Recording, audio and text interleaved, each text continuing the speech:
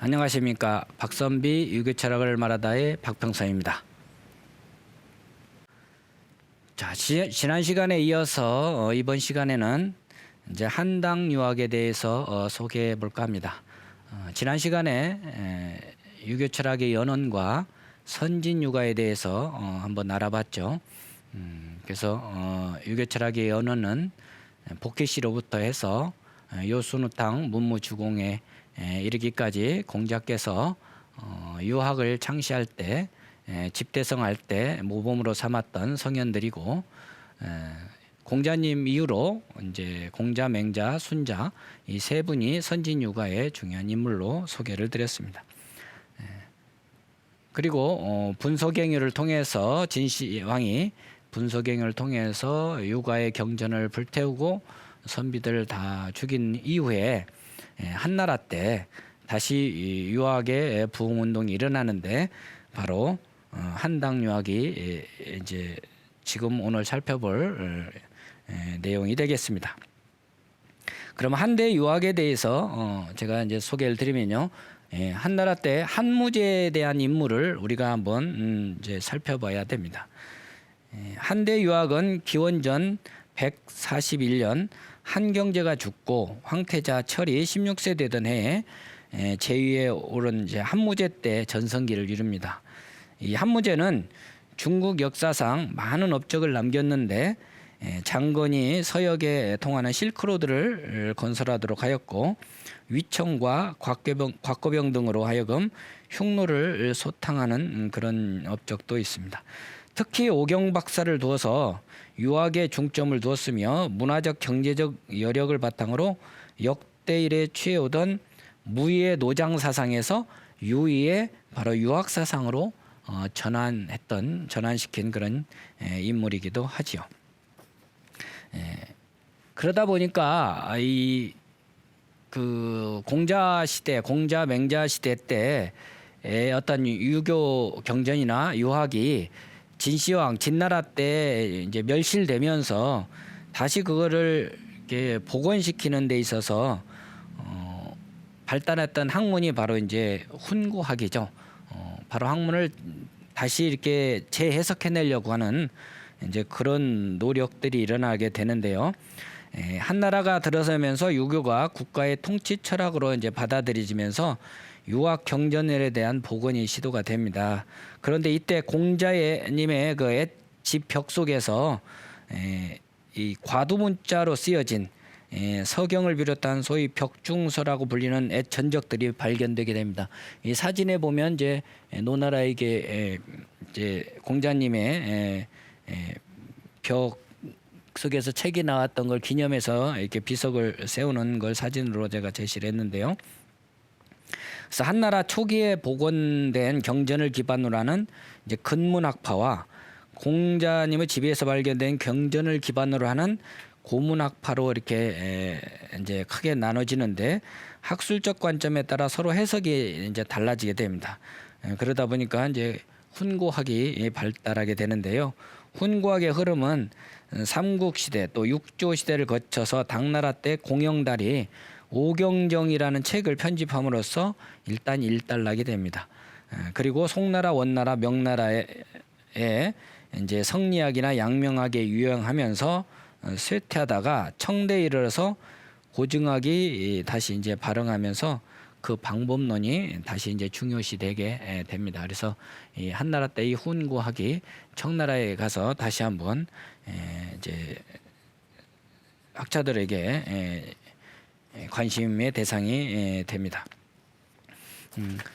그러니까 진시황에 의해서 분소경유로 해서 사라진 책들이 다시 복원을 하려다 보니까 이제 주로 암송을 해서 전했다고 하는데, 그 암송에서 전하다 보니까 아무래도 정확도가 좀 떨어질 수도 있었겠죠. 그런데 갑자기 공자님 벽 속에서 옛날 책들이 이제 쏟아져 나온 거죠. 근데 그 옛날 책을 읽을 수 있는 사람이 많지 않았다고 그래요. 그러다 보니까 그걸 이제 해석하려고 하는 학자들, 연구하는 학자들이 이제 관심을 갖게 됐고, 그러다 보니 이제 근문학파와 고문학파로 나눠지면서 이 경전을 해석하는 관점들이 약간씩 달라지게 됐던 거죠. 그 중에 중요한 인물이 바로 이제 동중서라는 인물인데요. 동중서는 BC 179년에 태어나서 104년까지 살았던 인물인데 춘추 공양전을 많이 공부했다 그래요. 경제 때 박사가 되어 많은 제자를 가르쳤는데 한무제가 즉위하면서 전국에서 인재들을 불러 시문을 논하였고 이때 동중서도 의견을 진술하게 됩니다. 그는 이제 성인은 천명을 받아 정치를 행하는 자로 교화에 의해서 백성의 본성을 갖게 하고 제도에 의해서 백성의 정욕을 절제케 해야 한다고 주장하면서 그 교화는 유학으로만 해야 할 것을 이제 주장하게 되는 거죠. 그래서 이제 한무제가 바로 동중서를 등용하면서 유학이 새롭게 이제 부상이 되죠. 이제 이를 계기로 무제는 법과 종인과의 말을 물리치고 유학을 정통 학문으로 이렇게 채택을 하게 됩니다. 그래서 동중서는 한나라 초기 제자백가들로 사상계가 혼란스럽고 도가 사상이 유행할 때 유교의 터전을 굳건히 하였고 마침내 유교 사상이 국학으로 채택되면서 교육과 정책에 반영되었으며 이후 중국의 사상계에 큰 영향을 미치게 되는 인물로 이렇게 남게 됩니다. 그래서 동중서의 유학 사상을 보면요, 천인상관설 혹은 천인가몽설이 이제 주장하게 되는데 하늘과 인간이 서로 교감하기 때문에 황제가 정치를 잘하면 하늘이 상서로운 징조를 내려주고 정치를 잘 못하면 하늘이 재앙을 내려준다고 이렇게 보았어요.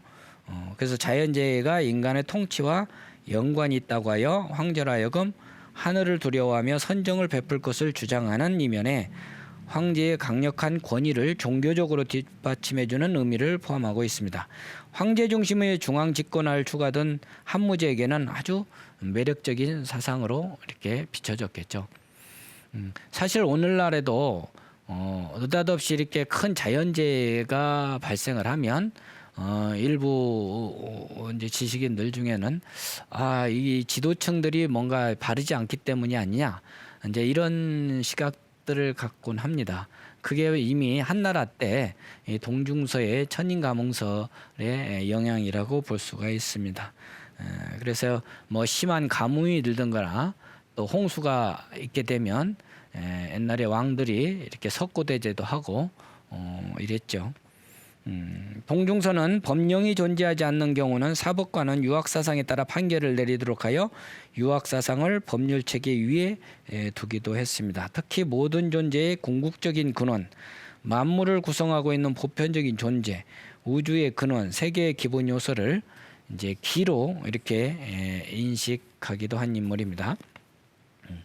이렇게 한나라의 때 동중서에 의해서 유학이 이제 국학으로 채택되면서 유학이 바로 화려한 이제 복귀가 시작됐죠.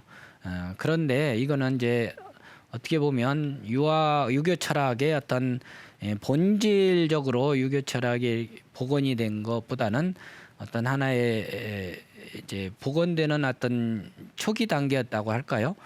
그런데 바로 한나라가 이제 망하고 다시 수나라가 드러나지 이제 통일을 하게 되는데 수나라의 경우는 이제 수문제로부터 수양제에 이르기까지 불교를 아주 장려하는 정책을 씁니다. 그래서 이사경 같은 인물은 불학은 하늘의 태양과 같고 도학은 달과 같으며 유학은 바로 오성과 같다라고 이렇게 말을 해서 불학을 굉장히 높이죠. 또 구당서 소덕원전에 보면 비속한 유생들의 품행이 날로 심해져 유교 사상이 점차 세상 사람들로부터 외면당하게 되었다라는 기록도 있고 사회가 혼란하고 학교가 자취를 감추어 유도는 진흙탕에 밟히고 시선은 구덩이에 버려졌다. 뭐 이런 기록들도 나오게 됩니다. 그래서 수나라 때는 유교 사상이 어떻게 보면 좀 침체기로 접어들었다 이렇게 말할 수 있겠습니다. 그 다음에 이제 당나라가 이렇게 들어서게 되죠. 당대의 유학을 이제 살펴보면 당나라 때의 사회적 배경은 당 고조는 유생들을 아주 좋아했습니다. 즉위하자마자 학교로부터 회복을 했고 또 주기 2년에는 조서를 내려 자신은 유학을 숭상하고 유교를 흥하게 하라고 이렇게 천명을 합니다. 그 이어서 당태종은 정관의치를 이루면서 유교 경전에 아주 관심을 많이 갖게 되는데 조회가 끝나면 경전의 뜻을 강론할 만큼 열의를 이제 보여주곤 했습니다. 또 공영달, 안사고 등에게 명하여서 오경을 주석하도록 한 오경정의를 편찬도 하였고 과거 시험에 이제 기준으로 삼기도 했습니다. 그러나 오경정의 완성은 단지 유학을 정치적 도구로 삼았을 뿐 진정한 유학의 내적 심성론은 드러내기까지는 이제 좀 부족했던 거죠.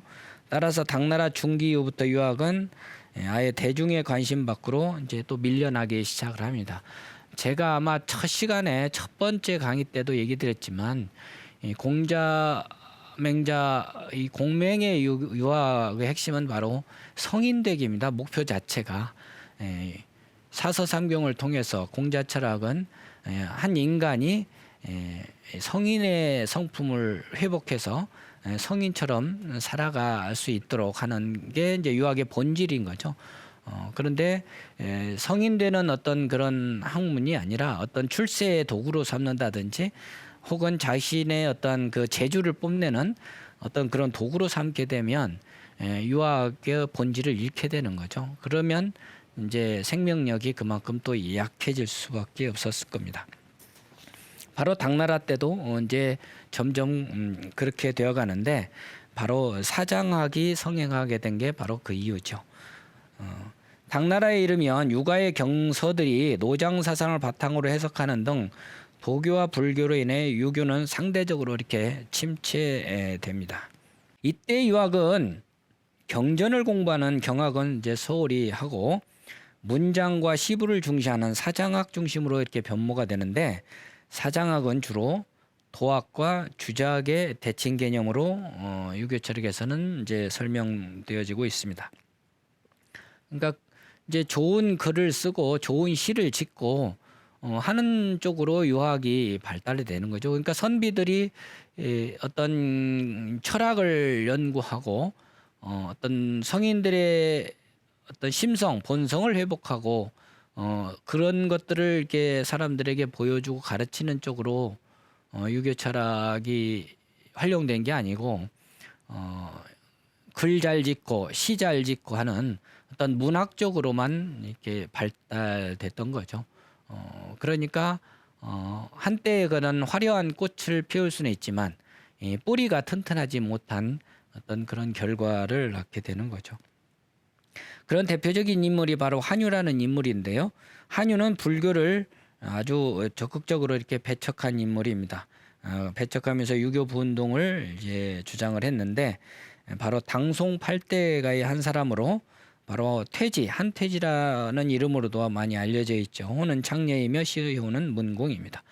국자감의 사문박사 때 유명한 사설을 지어서 바로 이제 스승으로서 갖춰야 될 스승의 위대한 점 이런 것들에 대한 글을 썼죠. 거기에 사설에서 한유가 이야기한 대목 중에서 기억에 남는 게 도를 스승으로 삼아야지 사람을 스승으로 삼지 말라 그런 내용이 있습니다. 그래서 바로 도를 갖고 있는 사람이면 나이가 어려도 신분이 낮아도 바로 그런 사람을 스승으로 삼을 수 있다고 얘기를 한 거죠. 한유는 유교 사상의 핵심을 체계적으로 정리한 오원을 저술하여 그의 산문 작품과 문학 활동에 접목을 시켰습니다. 그리고 유교 부흥과 함께 이제 고문 부흥 운동도 전개한 인물이죠. 그리고 당나라 때 또한 인물을 기억해야 될 인물이 바로 이제 이고와 유종원인데요. 이고는 722년에 태어나서 841년까지 살았고 유종원은 773년에서 819년까지 그 뒤를 이었죠. 이고는 불교가 유교와 다르지 않다고 인정하지만 유학을 진흥시켜야 한다고 인식함으로써 인의 도덕 중심의 원시유교로 돌아갈 것을 이렇게 주장한 인물이고, 유종원 같은 경우는 방송팔대가의 한 사람인데 유교와 불교의 종지는 같다 이렇게 보고 유불 통합 사상을 주장한 인물이기도 합니다. 그래서 한유는 머리를 깎고 승복을 입고서 부부와 부자 관계를 없애며 농사짓고 누에를 치지 않으면서 남에게 의지해 살아간다라고 말하는데, 이에 대해서 유종원은 그와 같은 것은 비록 나일지라도 역시 싫다. 다만 한유가 겉모습에 분노해서 그 알맹이를 버리는 격이다라고 이제 이렇게 한유를 비판하기도 했죠. 그러니까 한유는 불교를 배척하고 유교 중심으로 가야 된다 한 인물이고, 이고 같은 인물은 불교도 뭐 유교와 다르지 않아, 다 좋은데 그래도 우리 인간 사회에서는 인의 도덕을 중심으로 한 유교가 낫지 이렇게 이제 좀 더 불교를 인정했죠. 그런데 유종원은 유교나 불교나 사실은 종지는 같대. 그래서 유불교를 통합해야 돼. 이제 이런 식으로 생각했던 인물이죠. 그래서 당나라 때 이 세 인물이 유학에 대한 인식이 약간씩 이렇게 달랐습니다.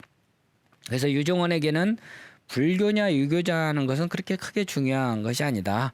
그 내용이 진리를 말하고 있는가 아닌가가 중요할 뿐이었다. 그러므로 유종원에게는 상대가 불자인지 유자인지 역시 중요하지 않았다고 합니다. 그래서 사실 어떻게 보면 오늘날 같이 다종교 시대에서는 유종원과 같은 생각도 상당히 이제 긍정적으로 보여질 수는 있습니다. 그렇지만 유교 철학의 어떤 정통성이라고 할까요? 제가 첫 시간에부터 지난번에 도덕적 가치 기준의 흐름까지 유학에서는 주장하는 게 바로 성현 도통을 이어가는 것이 상당히 중요한 하나의 맥으로 이렇게 소개되고 있죠. 그래서 이제 요임금이 순임금한테 이렇게 신법으로 물려준 윤직궐중이라는 그 중화사상, 중용사상, 중도사상이 바로 유교 철학에서 성현이 성현으로 물려주는 이 신법인 거죠. 바로 그런 신법을 중심으로 한 철학, 그리고 성인 되기를 목표로 삼는 어떤 그런 유교 철학이 바로 이제 정통성을 갖는 거죠. 그런 측면에서는 이고나 유종원은 약간 어떤 이단적인 요소가 좀 가미됐다 이렇게 볼 수가 있는 거죠. 그리고 한유 역시도 불교를 적극적으로 배척하고 유교를 이렇게 추종은 했지만 그 성현 도통의 흐름에 있어서는 한유도 사장학, 문장학 쪽에 치우쳐 있는 인물이다라고 보고 있기 때문에 성현 도통에는 포함시키지 않고 있습니다. 그만큼 유교에서는 이제 그 성현 도통이라는 게 중요한 하나의 맥으로 이렇게 자리를 잡는 거죠. 그래서 공맹학이 지금 진시황에 의해서 한번 붕괴가 되고, 한나라 때 다시 그걸 회복을 했지만 수나라 때 다시 좀 침체되다가 다시 당나라 때 한유나 이고 유종원 같은 인물들이 유학을 다시 드러내긴 했지만 정통성에 있어서는 아직 완전히 회복되지 않은 걸로 볼 수가 있는 거죠. 그래서 이제 송나라 때 6 현인이 나타나서 새롭게 유학을 재해석하면서 성리학이라는 신유학이 탄생하게 되고, 그로 인해서 성현도통이 이제 맥을 잇게 되는 것입니다. 그래서 유학의 핵심이 뭔지 한번 우리가 이제 이쯤에서 한번 다시 돌이켜 볼 필요가 있고요. 저는 그렇게 생각을 합니다. 이 중국 지금 유교 철학사를 소개를 하고 있는데, 중국은 이렇게 진시황 때 분소경유가 한번 일어나고, 또 당나라 때 당나라 이후죠. 수나라 때 이렇게 또 불교를 장려하는 정책이 써지면서 한번 또 유교가 침체가 됩니다. 그 다음에 이제 다음 시간에도 이야기 드리겠지만 바로 1960년대 모택동의 문화대혁명 때 유교 철학이 한 번 더 국가적으로 이렇게 탄압을 받게 되고 말살 정책이 이루어지죠. 이렇게 중국에서는 유교 철학이 크게 3번에 걸쳐서 국가적으로 대대적으로 유교를 이제 말살하는 정책이 펼쳐집니다. 그런데 우리나라의 경우는 2500년 동안 유교가 전래된 이후로 한 번도 국가에서 국가적으로 유교를 탄압하거나 배척되지를 않았습니다. 그렇게 보면 유교 철학의 어떤 정통성이라 할까요? 유교의 본질을 가장 많이 계승하고 있는 것은 오히려 중국 쪽보단 우리나라가 더 정통성을 갖고 있다고 저는 생각을 합니다. 그리고 과거는 어떻게 증명할 수 없지만 최근 3, 40년 동안 한국 이 성균관이라는 곳에 제가 이렇게 출입을 하면서 유교가 중국과 어떤 이제 교류를 했는지에 대해서 이제 소식을 듣게 되는데 3, 40년 전부터 중국은 문화대혁명 이후로 공자 사상이 거의 다 뭐 파괴가 되죠. 그래서 그 공자에 대한 어떤 그 철학은 물론이고 어떤 문화적인 것도 이제 우리나라 성균관에 와서 많이 배워갖고 가서 복원을 했다 그래요. 그래서 지난 2008년에 북경 올림픽 때 바로 이제 공자 사상을 내세워서 3천 제자들이 이제 경기장에서 춤도 추고 또 인의의 지신을 내세우고 천안문 광장에 공자상을 세우고 뭐 이런 등등 이제 공자 복원 운동이 최근에 이제 벌어지죠. 그렇게 보면 이 당나라 때 쇠퇴되고 약화된 이 유교 철학이 송나라 때 복원될 때 과연 우리나라의 영향을 받지 않았을까요? 또 진시황 분소경이 이후에 한나라 때 한무제가 이렇게 유학을 이제 정책적으로 통치 인형으로 이렇게 삼으려고 할 때 그 당시 이제 우리나라에는 고조선이 있었고 우리의 유교 철학이 과연 영향을 주지 않았을까? 이제 저는 이제 역사를 한번 이렇게 뒤집어서 생각해 본 적이 있습니다. 그래서 이 유교를 이제 단순히 뭐 공자께서 지금 지리적으로 산동성 곡부에 위치하고 있으니까 중국의 인물이고 유교는 중국의 철학이다라고만 이렇게 가르치고 있는데 중국은 역사적으로 3번에 걸쳐서 유교를 파괴하는 국가적으로 이렇게 파괴하는 역사가 있었고 우리는 한 번도 그런 적이 없었다. 그러면 유교의 정통성과 이 성현 도통의 맥을 어느 나라가 더 많이 보존하고 있고 더 근원적인지를 우리가 한번 생각해 볼 필요가 있다고 저는 이쯤에서 한번 더 짚고 넘어가고자 해서 설명을 드렸습니다. 그러면 오늘은 여기까지 정리를 하고 다음 시간에는 이제 송나라와 명나라, 청나라까지 유교 철학이 어떻게 역사적으로 전개되는지에 대해서 계속 소개하도록 하겠습니다. 여기서 마치겠습니다. 감사합니다.